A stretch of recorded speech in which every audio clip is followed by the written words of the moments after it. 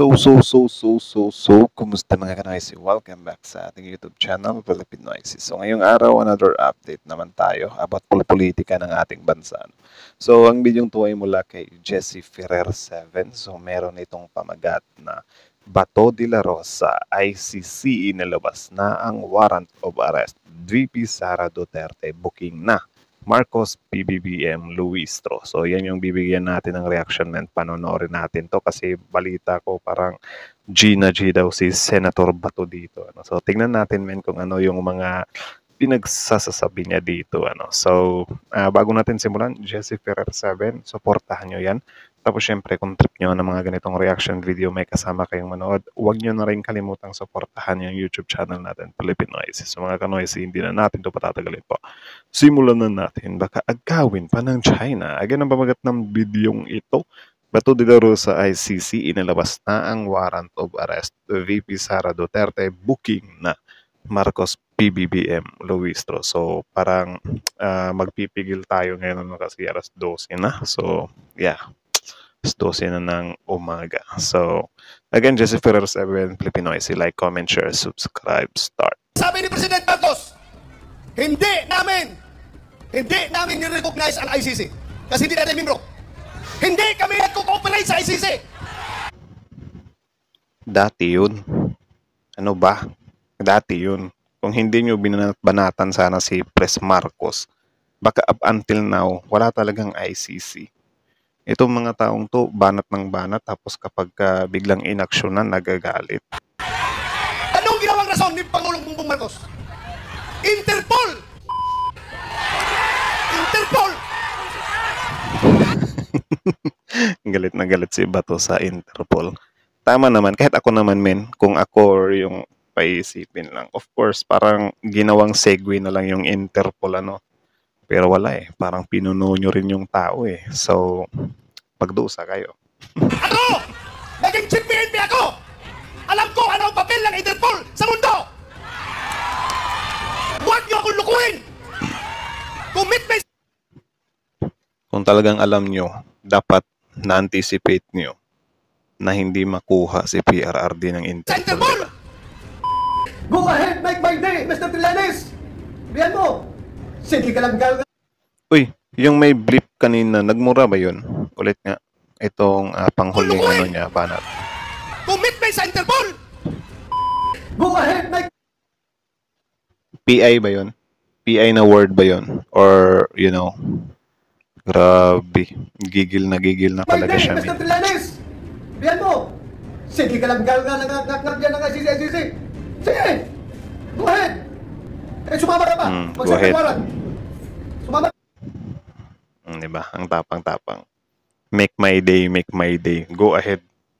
Tapos ngayon, ang panawagan nila, since inaksyon na yung ICC, bring him home na si PRRD. Ikaw mismo bukas sa akin. Lahat itong sa right side ko, puro komando ng death squad yan. Yan ang nakakaupo dyan, si Senator De La Rosa. Death squad rin yan.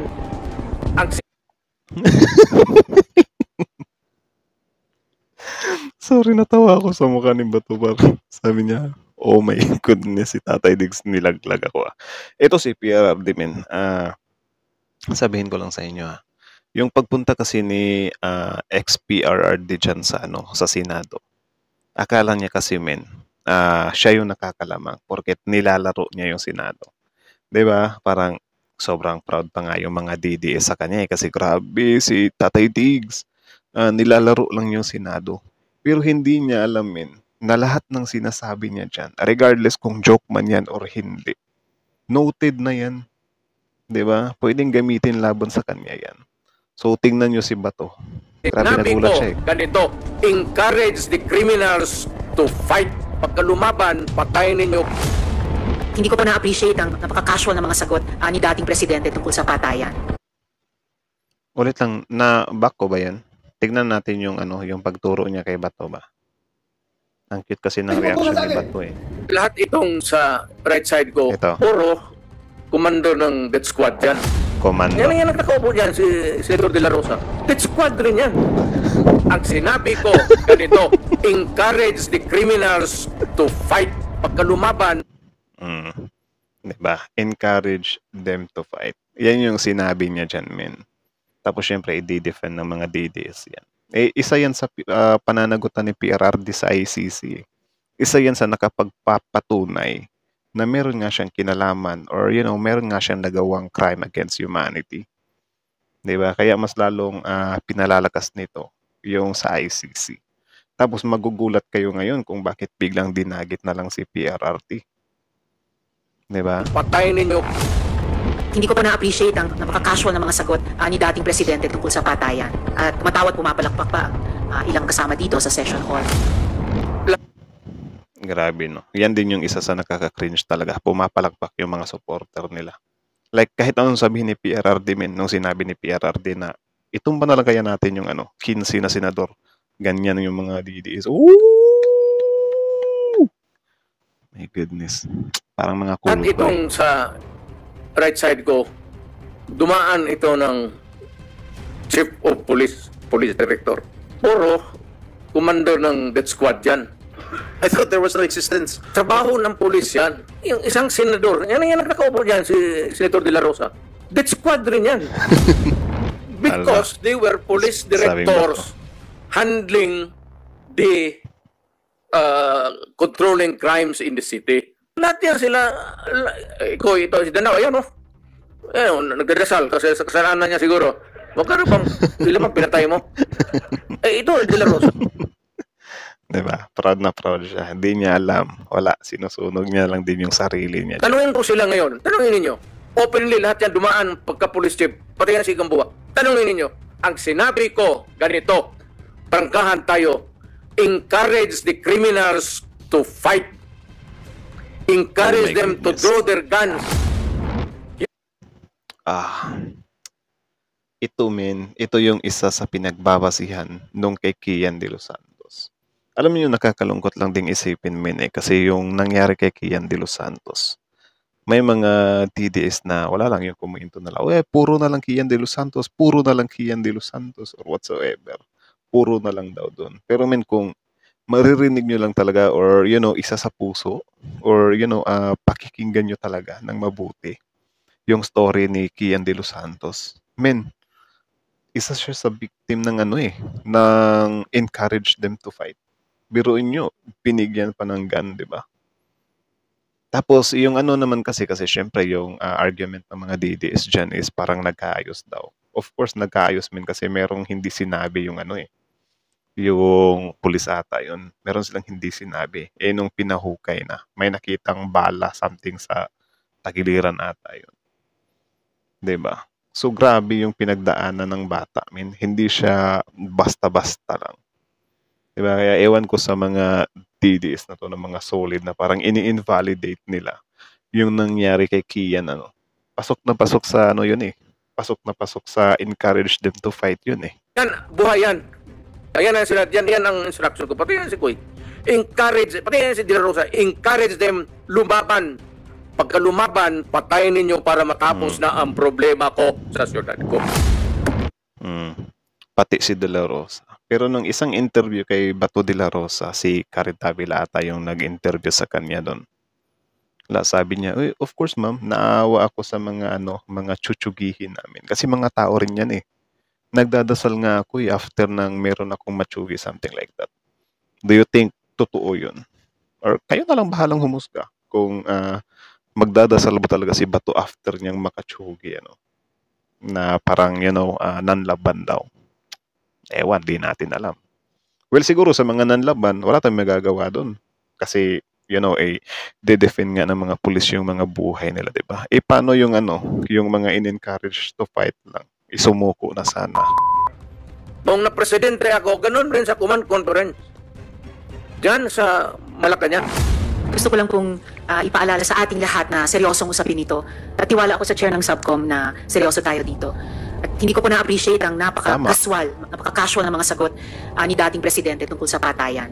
At tumatawad pumapalakpak pa ang ilang kasama dito sa session hall. So siguro, tigilin na natin yung nakasanayan natin na normalize at gawing katatawanan ng patayan. Tama naman. Kaya pala Gina, GC, Sen Bato, kasi Grabe yung mga inisplok ni PRRD dito. If one of these days the ICC will come, will you voluntarily submit yourself? Sipain ko pa sila, ma'am. But you said a while ago that if somebody will sponsor your fare Si pa. to the ICC, you will voluntarily submit yourself to their investigation and jurisdiction. Yes. Pero kung sila magpunta dito, Tapos ngayon, Sipain ko. sakit-sakitan na. But will you confirm that you are willing to submit Oh. voluntarily yourself to ICC? punta ko doon, sipain ko rin sila. Same. I have nothing further, Mr. Chair. Thank you, Mr. President. Young Rodrigo Roa Duterte. That's my first. Actually, men, naawa ako nung makita ko to ha. Kasi parang aanga-anga na, di ba? Matandaan na. Something like that. Naawa talaga ako. Kasi yan din yung sinabi ni ano, di ba? Yung abogado niya na parang matandaan na nga, something like that. May dinaramdam. Pero nung sinabi nung judge na parang ano naman, chinek naman si Duterte bago siya ipasok dito. Di ba? So, okay naman siya. Parang sabi ko, okay, parang acting lang pala to. Or, kayo na lang din bahalang humusga kung acting ba talaga yun or totoong dinaramdam niya yun, di ba? Middle name is Roa. The surname is Duterte. Humingi umano si Senator Bato de la Rosa ng proteksyon kay Senate President Cheese Escudero sa Yeah, oras si na maglabas Bato. na rin ang International Criminal Court o ICC ng arrest warrant laban sa kanya dahil sa kanyang papel umano sa war on drugs ni dating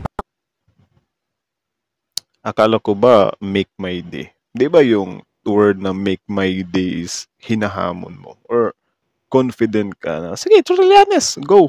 Tawagin mo yung ICC, ikaw pang pumusa sa akin.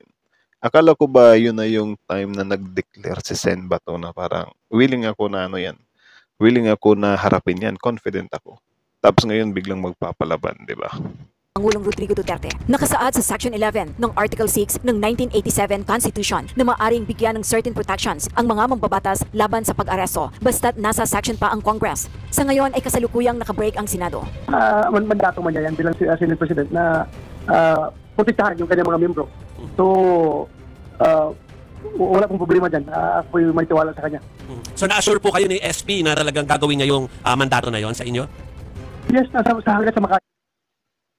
Siyempre, puprotektahan kung wala talagang grounds.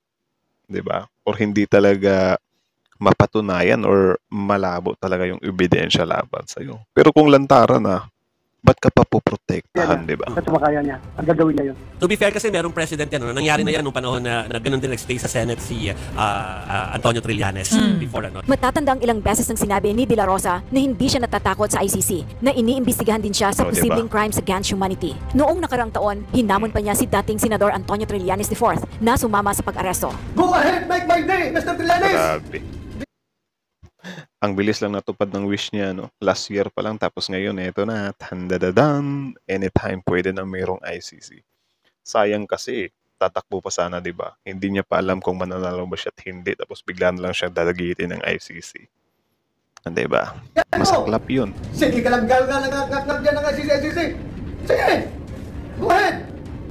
Sumama ka pa! Mag-serve ng warrant! Sumama ka! Ikaw mismo magbusan sa akin! Asahan namin yan. Si Trillanes ang unang nagbunyag na maghahain ng ma-arrest warrant ang ICC laban kina Duterte, De La Rosa at iba pang sangkot umano sa war on drugs. Kamakailan lang ay ibinunyag ni Grabe. Senator Bato De La Rosa na tinayag ni Senate President Cheese Escudero na maaari siyang sumilong sa Senado habang nasa sesyon ito kung iutos Okay, ng okay. International Di ko nabasa Criminal yun. Court na arestuhin siya. Nag-commit siya sa akin hanggat kaya niya. Pwede akong protektahan sa Senado. Gawin niya up to the extent legal. Yun lang ang kanyang kayang gawin. Ani De La Rosa.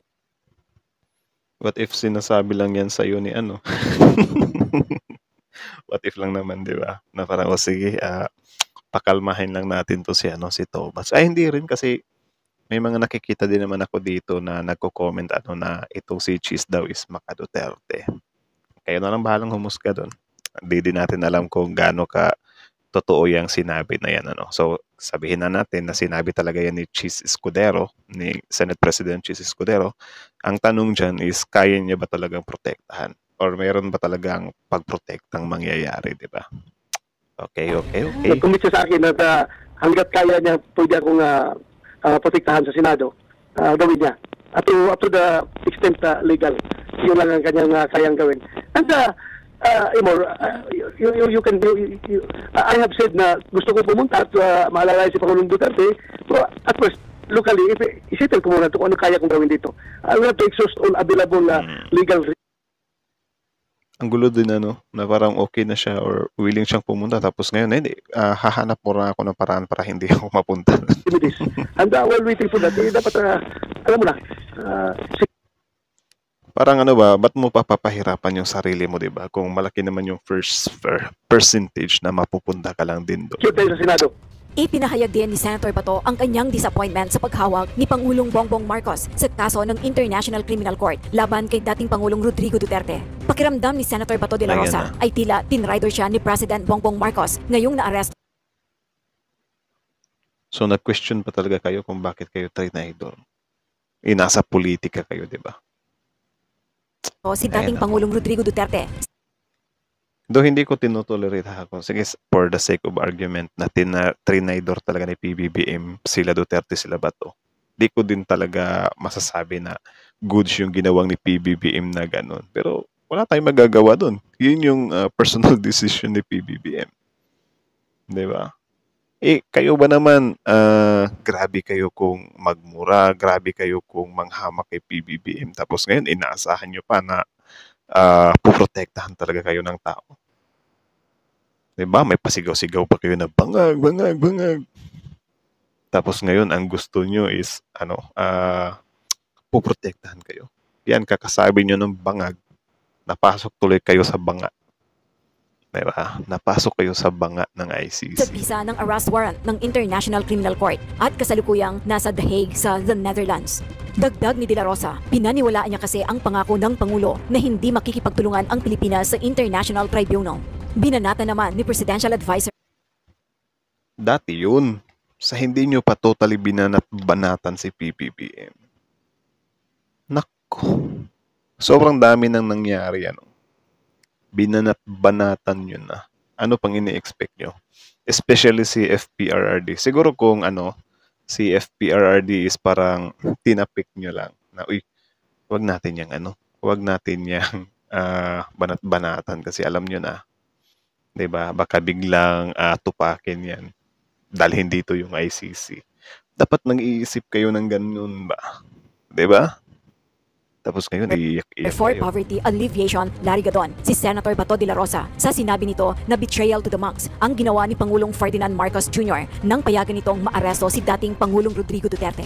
Hindi niya alam ang concept and meaning ng betrayal. Hindi siya kaibigan ni BBM. So how could BBM betray him? You can only be betrayed by a friend or ally. Hindi niya alam meaning ng betray kasi bibi siya. Nagbigay din Bibi siya, nandyan si Gadon. Ay, nako, nadisbara pa naman si Gadon dahil sa mga pinagagagawa niya. Pero I think mas na yan. Wala nang preno yan mensahe ngayon. si Senator Bato kay Police Major General Nicolas Torre III na siyang nanguna sa pag-aresto kay dating Pangulong Rodrigo Duterte noong March 11. Well, I just would like to tell him that huwag sana tayong mapakalasing sa power. Yun lang, huwag tayong Gaya ng ginawa nyo dati sa term nyo. Diba? Kasi parang yan yung nangyayari. Doon pa lang sinabi ni PRRD na isa ka. Tapos yung mando is encourage them to fight. Hindi ba abuse of power yun? Diba? Ay, parang ang cringe pakinggan ng mga ganitong diba? Mga statement na sila lang din mismo yung gumagawa dati. mapakalasing sa kapangyarihan. Because all these things shall pass. Hindi ito, walang forever dito. At temporary yung walang forever, all these things will pass. So, parang ang lumalabas yan, nag-pass na yung time nyo. So, kaya kayo nagiging ganyan. Well, yung kay General Torre, hayaan nyo na lang kung ano yung gagawin niya ngayon. Kasi sabi nyo, will pass. Tignan na lang din natin kung ano din yung sasapitin ni General Torre after ng administrasyon na to, di ba? Kasi ganyanan lang din naman talaga kayo sa politika. power mo ngayon, nasigang-siga ka, na kaya mo pagsabihan yung former president na hihilain ko yan, that's too much. Hindi po forever na ikaw ay nasa po dyan. Somehow, someday, you'll slip down from power. And buti nga, salita lang na hilain eh. Hindi talaga hinila, di ba? maramdaman mo yan kung anong treatment sa'yo ng taong bayan. Samantala, pinayuhan naman ni Attorney Salvador Panelo si Senator Bato de la Rosa na huwag sumuko sa ICC. Ang jurisdiction illegal. Lahat na ginawa ng ICC ay illegal. Actually, never naman talaga kayong susuko sa ICC, di ba? Dadagitin siguro kayo ng ICC, pwede pa. Pero kung yung sumuko, mahirap yun. Pero syempre, kung sasabihin ni Sal Panelo dito na wag sumuko si Bato sa ICC, parang ano yun, dun masusubok yung mga pinagsasabi ni Bato kung totoo din ba na meron siyang isang salita. Kasi syempre, kinokorek niya or inaatake niya si President Bongbong Marcos, di ba, na parang wala kang isang salita, traitor ka or whatsoever. So dito natin makikita kasi nung sinabi nga ni Bato kay Trillanes, di ba, na go Trillanes, make my day. Diba? Kahit ikaw pa mag-post sa akin, ikaw pa magdala sa akin sa ICC. So kung hindi siya susuko sa ICC, parang mangingilag siya, magtatago siya. Wala. Same lang din siya sa mga pinaparatang niya kay PBBM. Diba? Ang weird. At ang ginawa ng gobyerno na hindi lamang kinuluhan, ginawa niya yung dapat gawin ng ICC, lalong naging illegal. At pagkanulo sa isang mamamayan ng ating bansa. Nagbigay naman ng tugon si PCO Undersecretary Attorney Claire Castro. What will happen po? Kasi I understand Senator Bato de la Rosa has already talked to Senate President Jesus Escudero and he asked for the protection of the Senate. So paano pong magiging senaryo doon kung may kausap siya sa Senado? Hindi ko po alam kung ano magiging sagot ni Senate President patungkol dyan, hanggang saan ang protection na kanya maibibigay. Kung may warrant of arrest, abogado naman po si Senate President. Alam naman po niya kung ito'y valid. Tama. At pwede niya po na ikumpirma kung valid ang warrant of arrest. Hindi naman po. Tama naman. Diba? At dyan din natin makikita kung ano ba talaga yung stand ni Senate President Chis Escudero sa mga nangyayari ngayon sa politika, di ba? Yung issue niya kay Bato. Malay nga natin, di ba? Parang kinakalma lang ni SP Escudero si Bato. No? Baka di niya alam na ay i-isplok pala ni Bato yun sa media. Kasi kung if ever hindi niya in-expect yan, baka nagulat na lang si Chis ba na, una ko. Bakit sinabi ni Bato yun? Or kung talagang sinabi ni Sanchez yun, edi grabe pala. Diba? Niya siguro ikakalong at itatago ang masasabing suspect sa isang international criminal court. Good morning, ma'am. May we get a confirmation from Palace if nangako po talaga si President Marcos kay Senator Bato na hindi siya gagalawin ng ICC? Wala po kami napag-usapan kung personal po niya itong sinabi. Sa ating pong pagkakaalam, ang sinabi po niya ay wala po at hindi po, wala pong jurisdiction ng ICC at hindi po makikialam, hindi makikipag-cooperate ang administrasyon sa ICC. Pero never po naman niyang nabanggit na hindi po tayo makikipagtulungan sa Interpol. Nako. 'Di ba parang yan yung sinasabi ni Bato kanina, 'di ba, na wag mo akong lokohin, dinadaan niyo sa Interpol. Malay natin, diskarte ni PBBM yan kasi nangako siya na hindi niya papasukin dito yung ICC o parang lumabas pa ngayon or parang lumabas patuloy ngayon na tinutupad ni PBBM yung sinasabi niya na hindi niya susuportahan yung ICC. Pero sabi ni paano ko ba ilulusot to? Uy, may Interpol pala, di ba? So parang naisahan tuloy kayo. So sabihin na natin for the sake of argument na parang pinagloloko nga lang kayo. Wala. Nangyari na. Di ba? Nandun na si Pangulong Duterte sa dahig. Next question, Tristan Nodalo, Newswatch. Hi, Sir. Good morning po. Ma'am, former President Duterte is set to appear sa ICC tonight. Siguro po, could you enlighten us on ano po bang extent ng government assistance na maaaring ibigay kay former President Duterte? So, ayan, I think hanggang dito na lang muna. No? So, yung tonight kasi, I think yesterday, kahapon, di ba, nag-appear na si FPRRD sa ICC, di ba? So, parang late lang kasi tayo naka-react nito. So, I think hanggang dito na lang muna. Panoorin nyo na lang yung buong video nito, mga 47 minutes to, sa channel ni Jessifer7. Ilalagay ko na lang yung original video link sa description box below. Tapos, syempre, bago nyo iwan yung YouTube channel natin, Pilipinoy, huwag nyo na rin kalimutang supportahan. Pilipinoy, like, comment, share, subscribe. So, I think mga 20 or 8 something. So, kita nyo yun, men. Diba? Grabe si Bato. G na G talaga siya, no? So, kayo, anong masasabi nyo dun sa, sa gigil ni, Senator Bato? I-komento nyo sa baba. So, dito, makikita natin, men, na sobrang sobrang, ewan ko kung defense mechanism ba nila yan na parang magpapakita sila ng tapang. Kasi itong mga taong to kasi sa kampo nila, the more na magpakita kasi sila ng tapang, the more na doon sila pinapalakpakan ng mga taga-suporta nila. Di ba? Napapansin nyo, or I think napapansin nyo rin talaga yan. Gaya nung yung sinabi ni FPRRD na tsutsugiin nila yung 15 na senador para papasok yung sa kanila. Parang hiyawan yung tao, may palakpakan pa. Na-call out na nga siya ni Senator Risa Hontiveros doon sa Senado, di ba? Na parang, uy, bakit ganyan kayo? Kapag sinabi ni FPRRD na encourage them to fight, kasi doon yung nakikitang problema sa extrajudicial killings, di ba? Or sige, sabihin natin na yung sinasabi nila na legal yung sa 6,000 to 7,000 na nasa police report.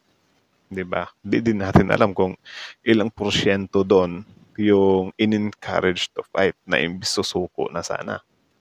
Tapos di din natin alam baka may nahalo doon na mga mistaken identity or whatsoever. Diba? Kasi yung nangyari kay Kian De Los Santos, grabe yun eh. Diba? Actually, nag-recall kasi ako doon sa nangyari kay Kian De Los Santos kasi yun nga, yung mga DDS kasi parang ini-invalidate na nila yun na parang paulit-ulit na lang. Puro na lang Kian De Los Santos. Hindi na kayo nakamove on dyan. Naging okay na sila PRRD dyan. Tapos nung malaman-laman natin, iba pala. Iba pala yung storya. Nung una, naging okay sila. Pinakulong yung mga pulis. Pero kalaunan, nung pinaimbestigahan, maraming natuklasan. May bala pa. Biruin nyo guys, nailibing na yung tao. Hinukay nila. Tapos may nakita sila na may bala pa. Diba? Parang yun? Silip man. Nakalimutan ko yung tamang term. Basta may silip yun na parang chinek daw pero parang pasilip lang. So parang hindi siya totally nabigyan ng tamang pag-examine ba.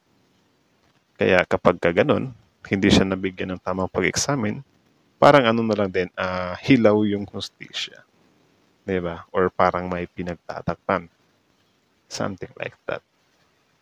So, parang ganun lang din, di ba? So, ito si Sen Bato naman, about naman dun sa sa iniiyakan niya na pag-traidor daw ng Pangulo.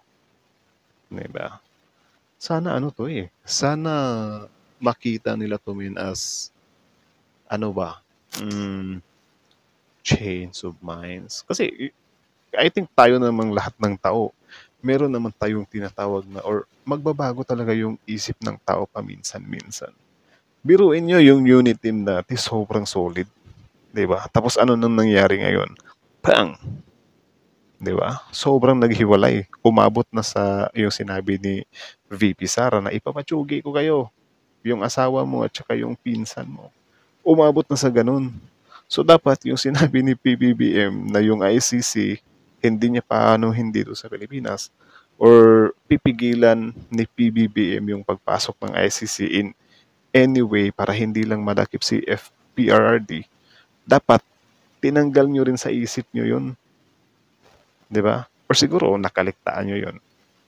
Kasi syempre sobrang confident nyo na nag-withdraw nga tayo sa sa ICC. Yang di nila alam, meron na nakapag-file pala. So need nilang yun, need ni FPRRD na panagutan yun. Tsaka hindi naman talaga totally na na si FPRRD, di ba? Kasi innocent until proven guilty nga. Di ba? So sa pinapakita nyo ngayon, sobrang kabado nyo talaga. So maybe you and yourself mismo is aware kayo na meron ngang something na mahanap yung ICC or magagamit yung ICC, di ba? Kaya na hindi din kayo confident sa defense ni FPRRD. Ay nako, grabe talaga yung tawa ko doon yung kay Bato talaga. Hindi ko rin in-expect yun, men, na parang nung nung pagsabi ni FPRRD na si Bato naman yan, di ba? Si Bato parang ganun yung mukha niya eh. Parang sabi niya, uy, grabe si Tatay Digong, parang imbis na nahimik ako dito, Kaya ngayon, ito si Sen Bato talaga, based sa nakikita mo sa kanya, men, ano talaga, parang siya na mismo, alam niya na kung ano yung mangyayari sa kanya anytime. Di ba? Parang 98% or 99% na ata na parang anytime talaga dadamputin siya ng ICC. Di ba? So kayo men, about naman dun kay Senate President Chis Escudero, anong masasabi niyo doon sa pinangako ni Sanchez Escudero na parang aanuhin niya daw si Bato? Naniniwala ba kayo doon? And if ever totoo yun, na parang protektahan siya ni Sanchez Escudero, ano yung reaction niyo doon? So, i-komento niyo sa baba. So, I think hanggang dito na lang muna. No? So, again, comment down below. Tapos yung pag-usapan natin yan sa comment section. So, pasensya na kayo. Ngayon lang tayo nakabalik. And anyways, thank you so much for our 100,000 subscribers. So, yun, kakakuha or kukunin na natin yung silver play button natin. So, matatanggap na natin yun anytime. So, maraming thank you sa inyo. So, I think hanggang dito na lang muna. Jesse Ferrer 7, Filipinos. Anyways, courtesy din sa mga nasa video to, yung News 5 Everywhere, RTVM, sino pa yung mga news outlet na mga nagmamayari ng mga clips na nandito. So, courtesy din sa inyo. So, I think hanggang dito na lang muna. Jesse Ferrer 7, subscribe nyo. Original video link in the description box below. So, thank you so much for watching. Filipinoise is like, comment, share, subscribe.